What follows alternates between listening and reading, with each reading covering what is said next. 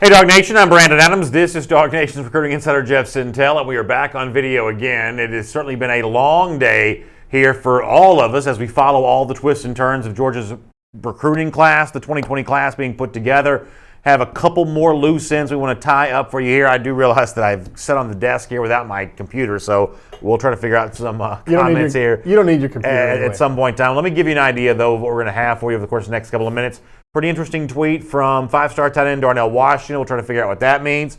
We'll celebrate Austin Blaskey, the fact that he joins Georgia's 2020 class. Talk about what Georgia's getting in the young offensive lineman.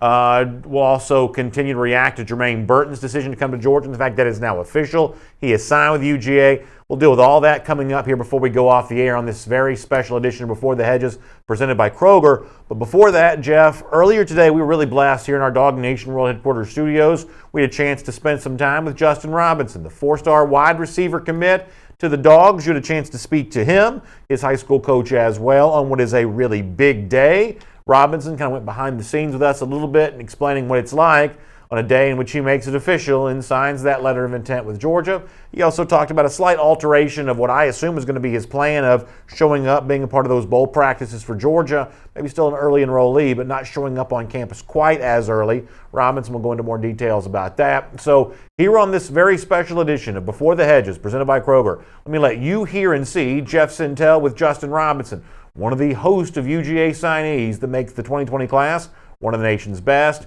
You like Robinson already. You'll like him even more after you see this. Thanks for being here as a part of Before the Hedges, presented by Kroger. All right, guys, welcome to a special edition of Before the Hedges. This is a signing day special edition with a signee. We've got, you guys even worry about four-star stuff? How about a mighty good football player, Justin Robinson out of Eagles Landing Christian? I'm joined by Justin and also Jonathan Guest, the head coach of the Eagles Landing Christian Academy Chargers. Everybody just calls you Elka, right? Right, it's just Elka. Elka, but I always like to call them the Chargers. They won 5 straight state titles in Georgia High School Association, Class Single A Private, and this young man right here is a newly minted Georgia Bulldog. And Justin, was there a moment today where you signed it or you faxed it or you texted it off and you're like, okay, now it just got real? Yes, sir. This morning, when I woke up and signed the paper, I was like, "Hey, it's here. Ain't no going back." So, walk me through that. What did you do? Like, is that coffee table? You don't do faxes anymore. You take a picture and text it into Georgia, right? yes, sir. What's that like? Was your mom and dad around? Did mom take a picture? What's that like? My mom came and woke me up and told me to sign the paper, and then she took a picture of it and sent it through. So. Did she send it through, huh? Yes, sir. And then you see, you're announced and everything else like that. Is that when it finally sinks in, I guess, a little bit? Yes, sir. Now, a few things I want to get into. Number one, the most pertinent thing is that the feeling that you're going to be showing up at Georgia for bowl practices. Is that still a reality for you? What's that timeline look like? It's supposed to start this week, but I don't know. I'm not sure if I'm gonna go yet. You're not sure? Yes, sir. You're not sure you're going to go at all, I guess, or you might just wait and report in January, I guess? Wait and report in January. Yeah, so there's 2 ways you can look at that, right? One way you get in some practice, but 2, you get to hang out with your family a little bit more during the holiday season, right? Yes, sir. Coach, what is Georgia getting in this young man right here? What makes him more than just a highly rated recruit? I'm sure the size, everything can see, how well he looks. But what's special about Justin Robinson in your mind? I think his potential at the next level is so great. He's tall, he's long, and then when he gets in there at Georgia and he's competing with high-level players each and every day, his game is only going to become that much better. He has great hands, and if you look at him, his wingspan is huge. He's got the arms of a man that's 6'7", 6'8", and so I'm just real excited to see him put it all together. He comes from at Elka. We don't really necessarily have a complicated passing scheme. We ask him to play defense, and we ask him to block for Keaton, and who's in there out there right now. And he's done those things. So he's a competitor. That's really what we try to challenge them with. Be a great special teams player, play safety on defense, and be dominant. And now that you're a competitor, now it's time for Kirby Smart and his staff to put it all together. Coach, one more question about Justin, because I always want us to identify these young men as people and not just prospects or a guy that's 6'4" and I believe 206 right now. You more than these championships at Elka, you want them to grow up and be great men, great young men, great citizens, great husbands one day, great fathers. How do you feel like you've succeeded with a guy like Justin? Yeah, absolutely. Definitely our mission is to use the game of football to build men for Jesus Christ. And so Justin came over to me his sophomore year, and we really started to bond together and click, and I think he started to understand. I think it makes him trust me more as he sees it's more about him as a man and him as a person and him as a daddy one day than it is about football. And yeah, we want to teach them discipline and how to run your route right and make you work out and make you faster. But it's those disciplines, the demanding of him working each and every day, that's going to help him keep a job one day. That's going to help him be faithful to his wife and to his family one day. And that's what it's all about for us. And so I hope he takes, I tell him all the time, I don't claim to be the best football coach in the world. To teach kids two things, hard work and Jesus Christ. And if he takes those things with him to Georgia, he will thrive. Justin, how much of your potential do you think you've reached already? I know you've basically played 2 seasons of varsity football, and like you said, maybe not in a throw it around with every route tree in the book type thing for the Elka offense. How much of your potential do you think is still out there for you to go get? I feel like it's a lot. I feel like I ain't even reached, my peak yet. So we've talked a lot about how Cortez Hankton was influential, that relationship you guys were building for a long time. How long has that relationship grown, and how close are you guys right now? We've gone about a year, and I feel like we're, closer than ever, just by this last year. So, Justin, I think you chose Georgia. Was it in March? Yes, sir. What has changed in your life, and what has it been for you since March to today? Does it feel like it was 3 years ago? Does it feel like such a long time ago? And were the reasons why you chose Georgia initially still the reasons why you signed that document this morning? Oh, yes, sir. It felt like when I committed, it felt like a while ago, but yes, the reasons I signed, just because family-wise, felt like family up there at Georgia. So, if you had a 3, 4, 5-year plan for what you want to accomplish while you're at Georgia, what are the things that comes to mind? Shoot, I don't even know. Yes, that's something to think about. It's something to think about. Who was happier in your family? Who was happiest in your family about you becoming a Bulldog? Who had a funny reaction to that? I had to say my uncle. Why? He a big Georgia fan, so yeah. Anything you're looking forward to in Athens? Are you looking forward to that first dog walk, spring practice, G Day? Are you looking forward to catching balls with Carson and the Georgia receiving room? What are you looking forward to about all that? Sure, I have to say I'm looking forward to G Day the most. That's the first, game for me, so I'm looking forward to that. Coach, do you feel he's maybe 60% of what he can be? What do you think, how much of his potential he tapped into? Yeah, I think he's probably 50% of what he can be. I think there's just so much more out there. And so that's what I'm real excited about. And, I'm real excited for him to get into a college strength and conditioning program and like I said earlier, compete.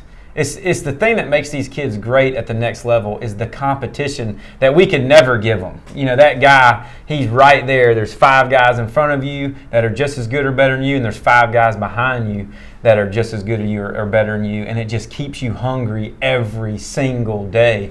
And so that's where he's going to thrive, to have that every single day. So that's what I'm excited for. He might not be excited about that every single day, but that's where he's going to get that next 50%.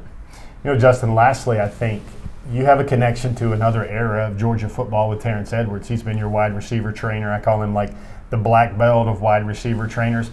How has TE and how's Terrence helped you become the player you are right now? Terrence is a great dude, just family, he helped me a lot, of my game today, and where I'm at right now, I couldn't have done it without him, so, yeah. He's the only receiver in Georgia history to go over 1,000 yards. Yes, sir. What would it be like one day for you to point at him and say, "Hey, Terrence, I got that record off the record book, man"? Sure, that mean everything to him and me, so that's a big thing.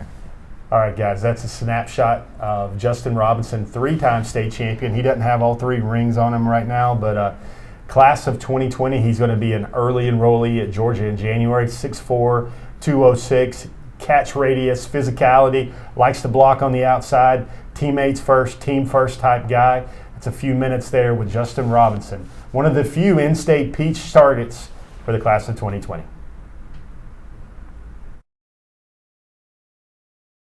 So great stuff there from Justin Robinson, a young man who's had a terrific career for Eagles Landing Christian Academy, another state championship capped off this season. And when he tells his story about what it's like to end up at Georgia, and you hear from the people close to him, we were lucky enough to get a chance to meet and speak with a lot of Robinson's teammates today, as well as his coach. You really feel the full story of what it's like. And one of the things I think have been maybe an underrated aspect of the Kirby Smart era, the great care that Smart has taken to select not just good football players, but good dudes. And Robinson certainly comes across that way. Yeah, so a couple things I want you good people to know about Justin Robinson. The 3 state championships are glorious. He's been a part of 3 state titles. I guess most high school players would thank their lucky stars if they could be a part of just 1 state championship team during their college career. But when you look at Robinson, you got to remember freshman year he had a knee injury. Sophomore year he transfers as an ineligible player. Junior and senior year, he plays for Eagles Landing, 2-way starter, is a dominant player for them on both sides of the ball. I think one of the things about Justin that will always strike me is he had that knee injury, but also the time this year where he's had to double up on his classes. He's had to load up over the last 8 to 10 months of his life just to be able to graduate early. I don't think folks out there understand. They just see an early enrollee and they think, oh my gosh, January, playing time. Got a good shot at getting a lot of reps in September. Folks, the young men that make so many sacrifices, they sacrifice half of their school year to begin with, but the part of their school year that they do partake in, it's filled with the books wide open. They're trying to double up on courses and classwork with a flurry of coursework, classes, credits they have to accumulate. And a lot of times they're going to school longer hours. A lot of times they're going 90 miles an hour. At the same time, they're finishing up their senior season. So it's a great credit to anybody that enrolls early at the University of Georgia or anywhere. It's Before the Hedges, presented by Kroger, special edition of our program, recapping everything from the first day of the early signing period as part of the 2020 recruiting cycle. And of course, Kroger, a great opportunity for you right now to get, I love saying this, whole lot of savings when you opt in to start saving by texting the word or the phrase 12MARY. That's 12 Mary like Merry Christmas to 99894. Text 12MARY to 99894. You can start saving today. All right, a few other stories I want to get to and kind of put a bow on a busy day here. Interesting tweet not all that long ago from 5-star tight end Darnell Washington, kind of, I guess, upending his own narrative about the fact that he was not planning on signing anywhere today, and sources close to him had even suggested he might not sign anywhere during the early signing period. Obviously, he was slated to make a January announcement anyway. The whole Washington thing's been hard for me to follow as it is and make sense of. This tweet would seem to suggest that he put pen to paper today. Jeff, what in the world do we make of any of this? Well, you got 2 emojis there. That maybe means he does the thing that Keely Ringo did, is he made a signature in the early signing period with a school of his choice, and then he's going to wait and make that announcement at an All-American game. I think that's the hopeful and most likely interpretation there, but you sure would have liked to see one of those emojis at the end of that too for the third emoji. The shush emoji or whatever. But Darnell Washington, it sounds like he's been back and forth a lot on social media with all these coaches. He said, I'm not taking any calls. I'm not talking to anybody until I sign. Then he's like, I'm not going to sign. And now he's like, I've signed. Maybe it's just a call since he's not talking to any of those coaches, Brandon. Maybe that's a bat signal for Darnell Washington, indicating that he needs papers to sign. Maybe so. Send him some papers. Oh, I'm sure there are plenty of schools that send him papers to sign. One I'm pretty sure send him some papers at the University of Georgia. And admittedly, I've said this about Washington. I'll say it about Broderick Jones and Cedric Von Prawn there as well, that you would feel better about the situation if you're Georgia. These guys who've been pledged to you, or in Washington's case, rumored to be linked to you, if that recruitment were to continue past the early signing period without a letter of intent signed, it makes the recruitment a bit more challenging. It doesn't mean you can't win the recruitment still, and Georgia may have arguably been the favorite for all 3 of those guys, may still be the favorite for Darnell Washington right now. But clearly Georgia getting the signed letter of intent, the announced claim to Georgia, that would obviously be the better overall situation. The longer this goes, the more the door is open for a Tennessee, who got a chance to host Washington this past weekend, Miami, who was able to host Washington, and Darnell certainly tweeted out plenty of pictures from that. One of those schools going to get involved in this. Yeah, let me just stop you right there. I think the thing you need to think about, if I'm sure you're speaking from the Dog Nation perspective right now, correct? Yeah. But so I think the thing that would happen there is that if you're hoping to to take advantage of the way Darnell Washington felt before the early signing period. You want him to go ahead and maybe sign the papers, but also make the commitment known during the All-American game. Remember, the dead period still exists. There's no face-to-face contact. No more recruiting can take place until the dead period opens back up. And I think that's the first weekend in January beyond the All-Star game. So he's still got 2 days to sign, Brandon. Remember, he doesn't have to do it today. He could do it Thursday or Friday to fax those papers and send them in. So I guess I'm taking from this tweet, I know that's a dangerous thing to do, that he has signed. Yeah, that's what I would with you on that one. If I had to cowboy up and render a prediction to the mind of an 18, 19-year-old kid about what he's doing right there, I think that's an indication that he has made his signature on paper. So let me see if I can sum my feelings up on this in one sentence, and obviously my prediction's bound to be wrong, but I'm going to give it to you anyway. If that tweet can be interpreted to say Washington signed, in a roundabout way, I think that's good news for Georgia.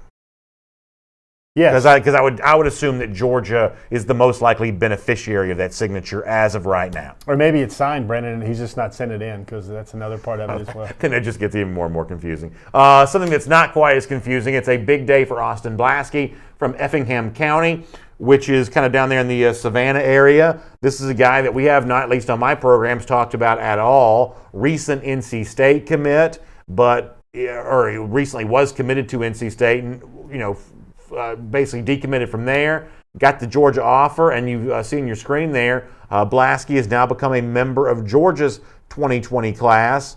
What does this mean? So I think some folks on Twitter have reached out and they're like, what does this mean with Von Prawn? What does this mean with Broderick Jones? I just think it might mean some attrition, some more extra attrition for Georgia at the offensive line room. I think that's one theory there. The other one is that Georgia most likely might just need another body for the offensive line. It might be an additional guy. One wanted to think about Ben Cleveland's future with his academic plight right now that's been reported by Jake Rowe of Dogs 24/7 of 247sports.com. He's academically ineligible for the bowl game.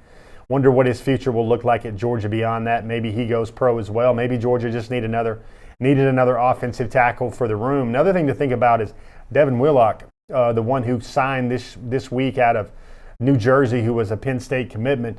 Brandon, he had a season-ending injury where he broke his fibula, and he's not even expected to be able to put weight back on that bone for at least another week to 10 days or so, and he doesn't even know if he's going to be ready to rock and roll until early summer or whatever to get back on the field and be full go. So something to think about there with the tackle spot. I just think it's a very interesting story.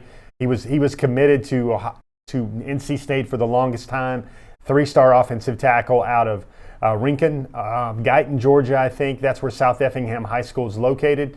Was going to go to NC State, but then late in the game he gets an offer from Georgia. And I think it was a very sentimental tweet, where very, very genuine tweet, where he said he was steadfast, ready to commit to NC State.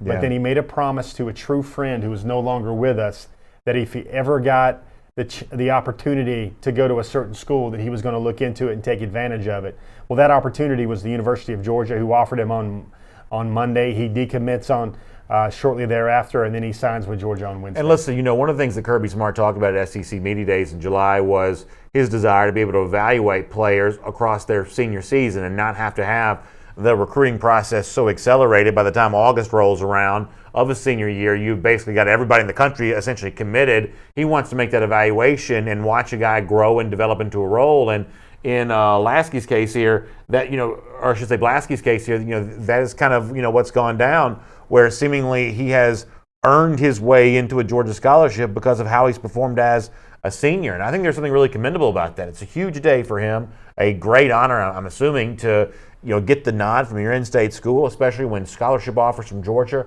are so precious right now. So certainly I celebrate that for him, and I'm proud to see a guy like that work his way and earn his way into a Georgia role here. This is a big day for that family, no doubt. Yeah, it moves Georgia to 5 currently commits or signees in the 2020 class from the state of Georgia, from the Peach State. And it's very interesting because I think DJ Lundy, the inside linebacker athlete type from Osceola from Irwin County, gets an 11th hour offer this week from Georgia. Kobe Wilson gets an 11th hour offer this week from Georgia.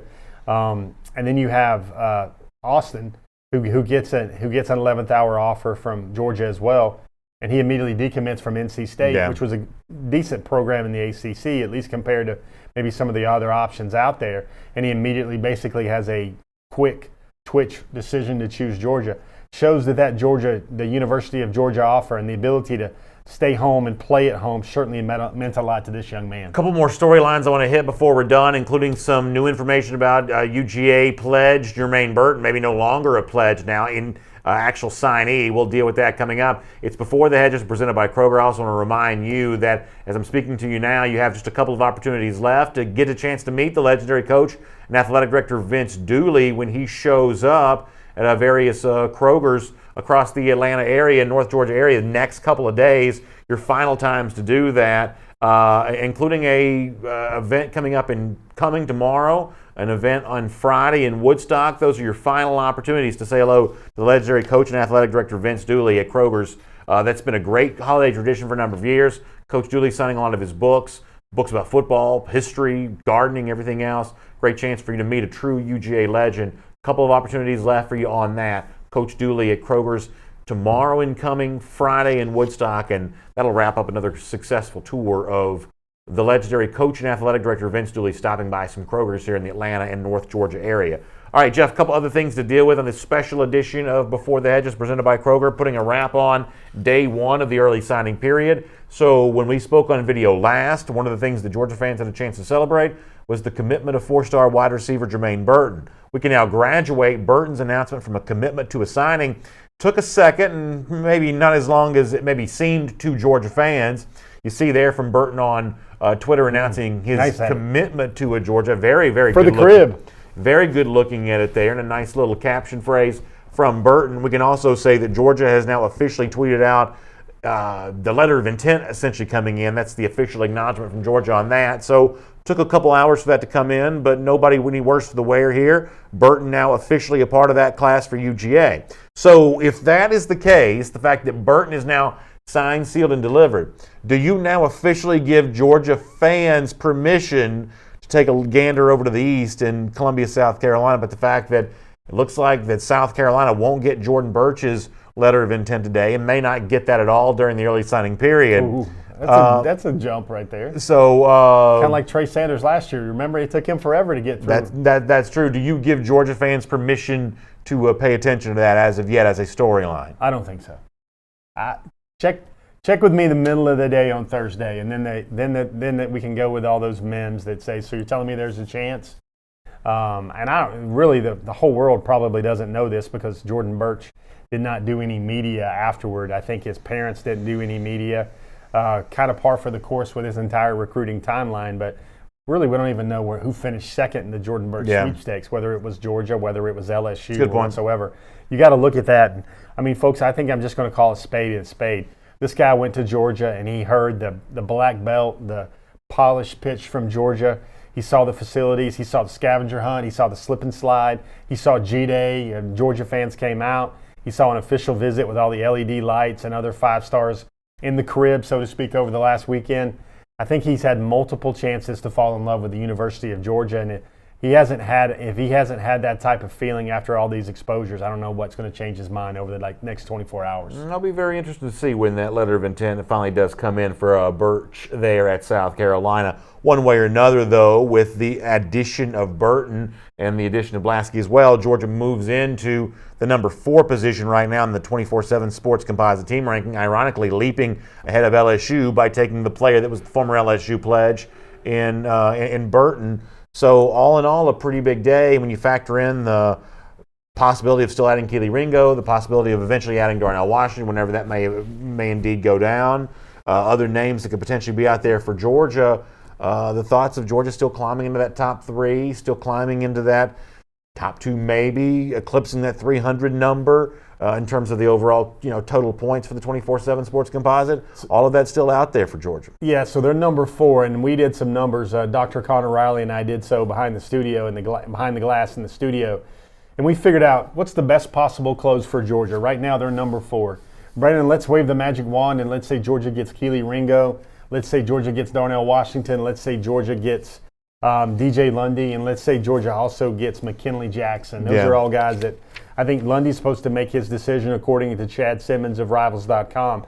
supposed to make his decision tomorrow between West Virginia, Vanderbilt, or Georgia. Let's go ahead and give DJ Lundy to down south Georgia boy. Let's make him a Bulldog as well. So there's 4 more additions to the class. Let's keep Broderick Jones in the fold. Let's keep Cedric Von Prawn in the fold. Georgia gets that, which I think is the dream close at this point. They go to 312 points on the 24/7 composite score. Brandon, my man, do you think that's enough to take them to the number 1 class in the country? 312? 312. I'd certainly knock on the door of it, would it not? They would jump over Clemson, where Clemson currently sits right now at 311. I do believe the Clemson Tigers are done with no more late additions to their class. You look at for an LSU here late, what are they going to do? Do they add a Zach Evans? Got one thing to just discuss with you. Remember all season long, Brandon, you and I were talking about Georgia needs to focus on the tight end more. They need to feed the tight end more. Yeah. They need to show more plays, no stop routes, but more intricate routes on the route tree, and that was going to attract receivers. Yeah. That sounds really good and all. It's a very fleshed out theory, but what about LSU, man? How they've zinged the ball around, setting SEC passing records left and right, and yet they're two marquee receivers in the class. A 5-star goes to Maryland, a near 5-star goes to Georgia, flips to Georgia. Shouldn't they be able to hold on to receivers like that with it what is an they've shown? unusual day, just given the success that LSU's enjoyed offensively this year, that they lost 2 high-profile receivers. Georgia the beneficiary on one side of that with Jermaine Burton pledging to Georgia and then signing with the Dogs. Georgia gets a big win there. And ultimately, my final takeaway from day 1 of the early signing period and the biggest chunk of the Georgia recruiting story here for 2020 was this was a day in which Georgia attempted to answer its need at wide receiver. Justin Robinson, Marcus Rosemy were already guys who had been in the mix there. A bit of a pleasant surprise to get Arian Smith if you're Georgia. Certainly a pleasant surprise to get Jermaine Burton if you're the Dogs. And adding Burton and Smith to go along with what Robinson and Rosemy already brought to the table, going to be difficult for any of those guys to make a huge impact as a freshman, because despite the Justin Rosses and the Jerry Judys from various years, sometimes those kinds of breakout stories can belie the fact that wide receiver is still a very difficult position to play as a freshman. So I think expectations should be tempered for what any of these guys do during their freshman season. But by adding 4 4-stars and bringing in 2 of them in via the surprise here today, Georgia doing what it can to address what its biggest issue was on the field. When I look back on day 1 of the early signing period for the 2020 class, that will be my memory and that will be my takeaway. Georgia aggressive going after these wide receivers, and really, to my mind, bringing in a lot of good ones. How will you remember it? Yeah, let's go back a little bit to mid-November, Brandon, and that was the Missouri, the Texas A&M games. If we were thinking Georgia recruiting right now, back then, you were thinking Justin Robinson, yes. Marcus Rosemy, yes. Corey Wren, yes, right? Remember, there was the thought of who was going to be that 4th receiver, and a guy like Xavier Henderson was popping up, or a guy like Marcus Fleming was popping up. Look what Georgia did closing down that position where, you know, the Corey Wren ends up outside the Georgia class. Georgia goes higher than a Xavier Henderson, than a Marcus Fleming, and they go get Jermaine Burton, the number 52 overall prospect in the country. They go get Arian Smith, the number 72 overall prospect in the country. Those are elite wideouts Georgia just didn't have enough of in the program. And all of a sudden, when you think about Smith, Brendan, I think it seems very fair to say that there's only one person in college football as fast as he is right now, and that's Anthony Schwartz at Auburn, because Schwartz was the one timing 10-1-7, 10-2s, or whatever when he was in high school, low 10-10s, and you've got Arian Smith, who could probably go 10-2 this year as a senior in high school. It was a certainly big addition for Georgia, a part of a group of big additions for the Dogs, and obviously it's been a great thrill of ours to be able to cover that for you both in print and on video at Dog Nation here today, whether it be through the forum at forum.dognation.com, dognation.com, the website itself, or as I said before, the Dog Nation video channels. Huge thanks to you for allowing us to narrate that experience for you. And of course, you see me on camera a lot. You see from Jeff, you hear from Connor Riley there as well. There are plenty more people behind the scenes that you don't get a chance to interact with as much, but they are just as important to us when it comes to delivering content to you, whether it be BJ Swinney, working hard behind the scenes. Dave Holcomb, good enough to help us out today. Our buddy Michael Carvel, out and about for us in the field, bringing great coverage from the recruiting trail throughout the day here as well. We are very blessed to be able to work with a great group of folks who help bring all this to you. And the great news is, although we sign on for tonight, we are far from done. I'm back tomorrow morning at 10 a.m. for another edition of Dog Nation Daily, where we'll recap a lot of what went down here today, including also an early look ahead to the sports of the Sugar Bowl as well. Big news coming out of Athens involving the current Georgia players. We'll deal with that on tomorrow's program as well. I know Jeff will be busy in the forum at forum.dognation.com and at dognation.com there as well. Connor Riley will wake you up early Thursday morning with Good Day UGA right there at dognation.com. So the breakdown of the 2020 class and more names still to be added. We are a long way away from putting the full lid on this. So thanks for being with us. And of course, we'll look forward to seeing you again next week for Before the Hedges presented by Kroger. Have a good night, everybody.